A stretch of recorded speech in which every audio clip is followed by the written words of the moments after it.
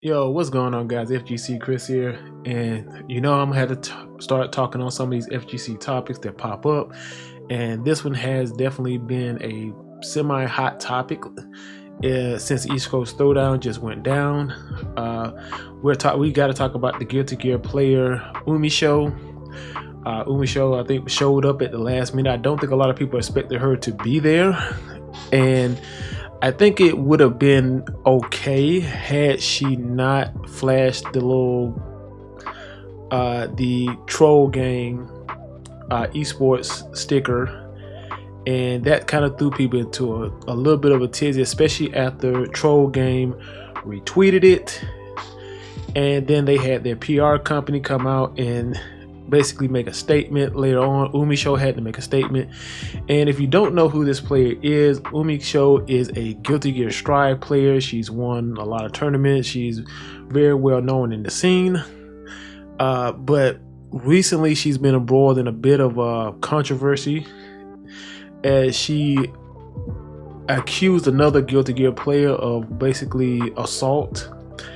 And these allegations were basically found out to not be true, and it hurt the player that she accused of it. I'm not going to say who it is, but it definitely hurt his reputation. He was banned from a lot of tournaments, I believe, but I believe he's been unbanned now since the allegations have been proven to be false. But Umisho kind of got away, and nobody really said too much. She kind of flew under the radar until this point in time where she flashed the sticker, and it kind of rubbed a lot of people the wrong way, and saying, okay, why is she allowed to compete after basically issuing false allegations on another player? And we all know the FGC has been trying to clean itself up, but and a lot of times they've been very hypocritical of that, because a lot of times it depends on really if the people like you or they don't like you. Are you a top tier player? Well, we'll probably let you slide. But if we don't like you, even if you're a top tier player, we'll go after you. And it's kind of been like that. And I assume because I believe she's part of the LGBTQ community. So I think a lot of people in the community have been basically tap dancing around this issue with her. And this has kind of just drug it back into the limelight. But if the FGC is calling itself trying to clean itself up, it cannot basically pick and choose who they want to ban or not ban. If he was banned for basically the allegations, then yes, she needs to serve at least maybe like a year suspension. I believe she's lost a lot of her sponsors. I know a lot of sponsors dropped her in the last month or two. I checked out her Twitter page, and she's basically parted ways with pretty much all her sponsors pretty much. So she's definitely hurting and looking for new sponsorship. So I'm assuming that's why she's flashed the troll gang sticker, because she's trying to find new sponsorship. But right now, I don't think she's going to be able to find it. I think she's pretty much radioactive right now, especially with this whole thing. And I do agree that if this was a man who basically lied about something or did something, well, we ain't even got to go that far. Infiltration, who is probably one of the best Street Fighter players out there, has basically been lifetime banned from playing in any tournaments. He just tried to come over for Evo, and Evo wouldn't give him a reason why he couldn't play.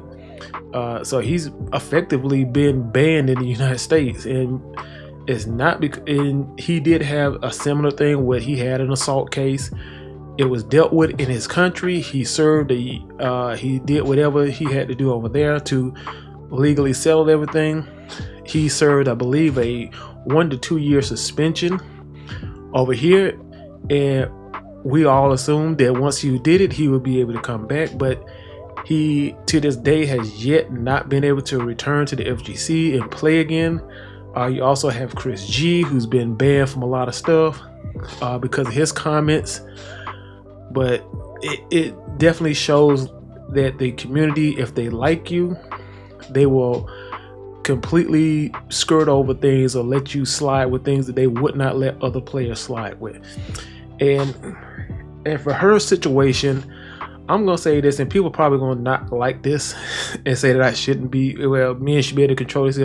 But if you are a female FGC player, there is no reason you should be in any other player's room. I don't care if they're having what's now sweaty, salty sweet, or whatever's going on.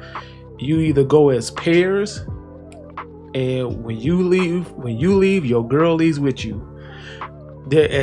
I hate to be like that, but even when it comes to guys, even if I travel to tournaments by myself, I would never want to be alone in a room with a girl drinking, and then she can always say, well, you did something to me. I think the FGC is going to have to learn that there's going to have to be boundaries placed on certain things. And as much as some guys do act kind of weird at tournaments when it comes to girls, like, girls have to be FGC girls need to be smarter. And going back to other players' room, I don't care if it's like 15 guys in that room. If I was a female, I wouldn't put myself in that situation. But you guys let me know what y'all think about this whole situation with Umisho. Has she suffered enough because she's lost all the sponsors? She's basically solo right now. She's basically put out a big statement saying her apologies and how she's seeking mental help. But that, I still don't feel like that's enough. I do feel like she needs to be punished, because you making these kind of false allegations definitely hurts other women who actually go through this situation and actually need to basically speak out and have people believe them. And this really hurts a lot of people's credibility, especially in the females in the FGC, because now people are going to be looking at any female in the FGC who says anything and going to be looking at her kind of sideways, like, is it really that, or are you just making something up? But you guys let me know what y'all think. Put it down in the comments down below. Y'all have a good night. I'll talk to y'all later. Peace. I'm out.